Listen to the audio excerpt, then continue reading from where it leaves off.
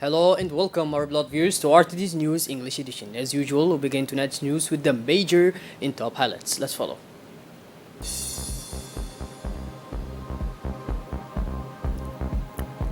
The Prime Minister follows the progress of the future hotel complex in Ubok.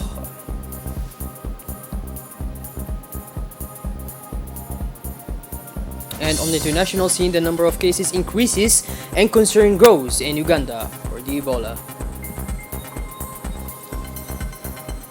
Those were our major top highlights. Welcome back to our newsroom, our blood viewers.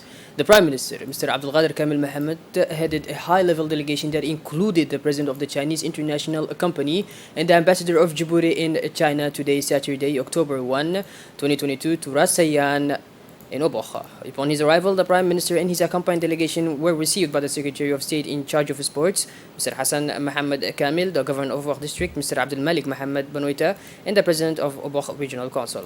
After a reception ceremony, the delegation headed by the Prime Minister headed to the construction site of a hotel complex and a tourist complex in the Obokh region to inspect closely the progress made in implementing this pioneering project for the northern region.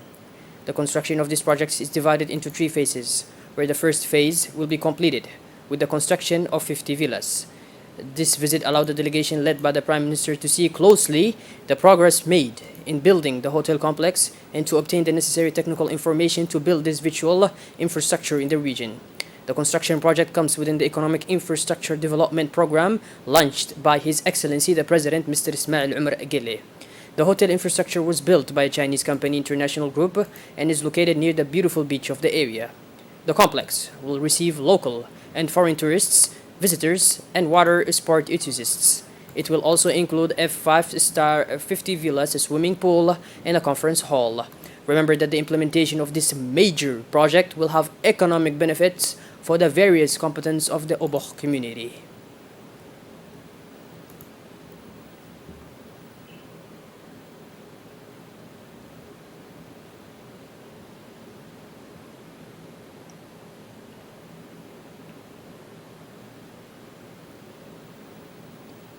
As we are following the images of the visit that took place this morning.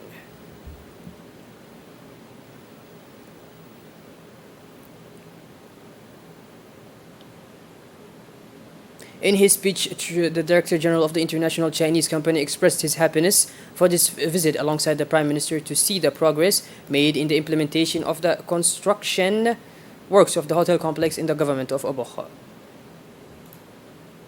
In turn, the Prime Minister, Mr. Abdulqadir Kamil Mohammed, indicated that this project comes within the Economic Infrastructure Development Progress launched by the President of the Republic, Mr. Ismail Umar Gele. The Republic of Djibouti organized yesterday morning the activities of a march in its second edition in Tajura region. The second version comes after the first historical version witnessed by the region, which was organized by the State Secretary in charge of the state in cooperation with the Ministry of Health, the World Health Organization, and the local authorities in the province of Tajura. The Ministry of Foreign Affairs, the State Secretary in charge of Sports, parliamentarians, Governor of Tajura, the President of the Regional Council, many local authorities, Parliament regional personalities, representatives of organizations, institutions, and armed forces, in addition to many guests of different ages, all participated in the activities of the march. The aim of this event was to promote health for the benefit of all and to raise awareness of the importance of sports in combating diseases such as high blood pressure, diabetes, heart disease, and others. The march was followed by a ceremony dedicated to distributing medals to the elderly and children who participated in the march, in honor of their courage and determination that they showed through their participation.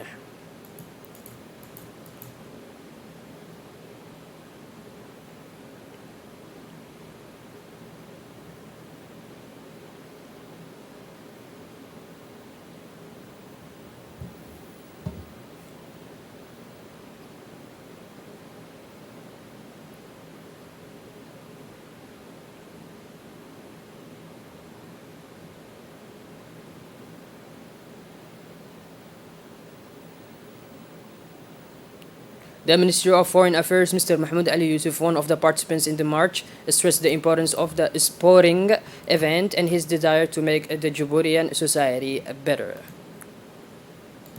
As for the Secretary of State in charge of sports, Mr. Mohammed Hassan Kamil, in his speech, he stressed the need to participate in the march in order to preserve health and avoid diseases.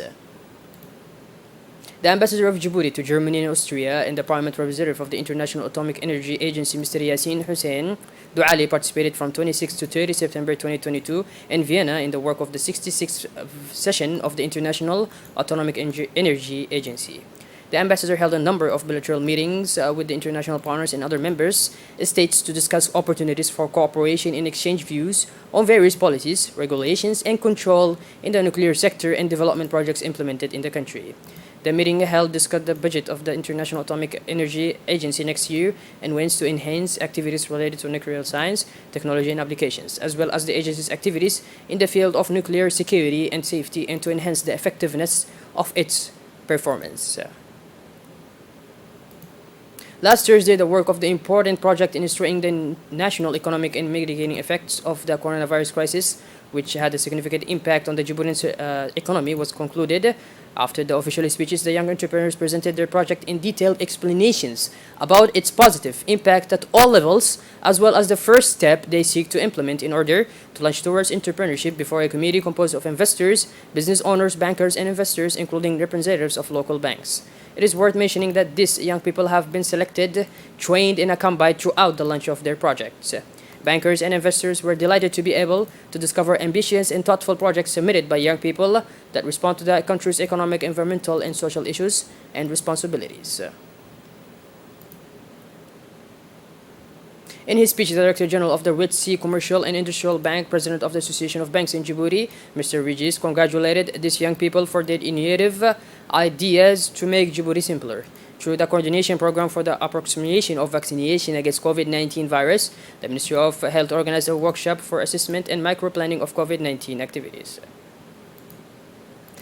The overall objective of this workshop is to improve vaccination coverage against COVID-19, with a view to reaching at least 40% by December 2022, thus identifying factors limiting vaccination against COVID-19 in the Republic of Djibouti. The workshop took place in the presence of the Acting Secretary General of the Ministry of Health, Mr. Abdelghader Mohammed, the Program Coordinator, Dr. Umar Ismail, UNICEF representative, Mr. Dega Abu Bakr Hadi, a representative of the World Health Organization. During 3 days, participants will focus on evaluating the entire campaign to speed up the vaccination progress against COVID-19 implemented in Djibouti and provide routine vaccination performance for children less than 5 years of age.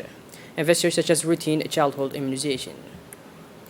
On the initiative of the Ministry of Public Health, a team composing of Chinese doctors organized a medical convoy for the benefit of the people of Ali Sibih area from 29 to 30 October in the regional hospital, Dr. Ahmed Absiya.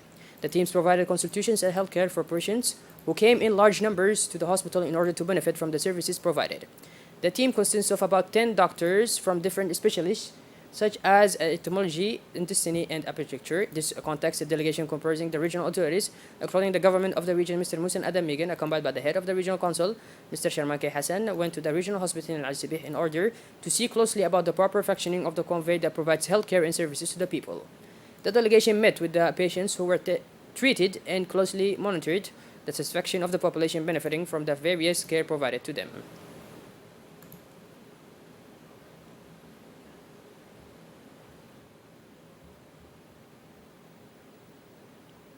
The Chief of the General Staff of the Armed Forces, Lieutenant General Zakaria Sheikh Ibrahim, paid a working visit to the Kingdom of Morocco from 26 to 29 September 2022.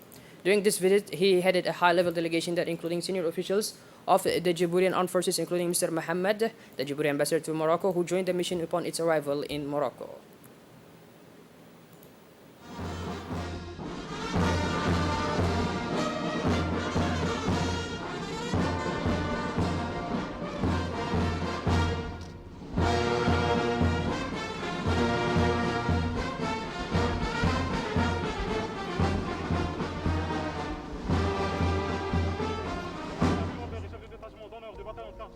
Honoré par votre revue.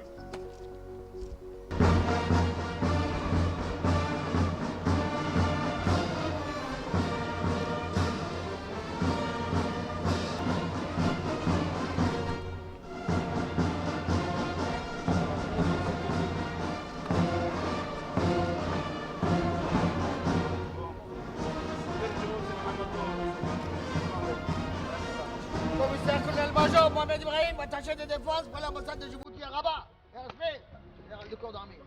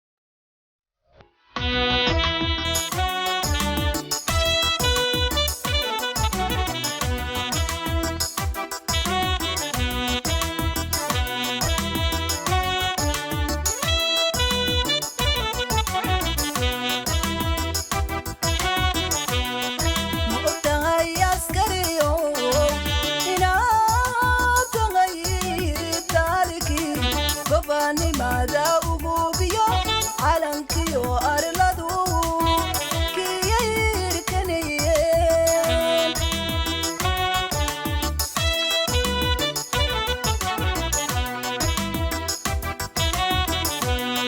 ma ogtahay askariyo inaad tahay In the context of combating the illegal activists in the process of smuggling goods in all its forms, customs officers in Ali Sibih Governorate, in cooperation with the police detachment in the government, managed to stop a large amount of smuggled goods coming from Ethiopia.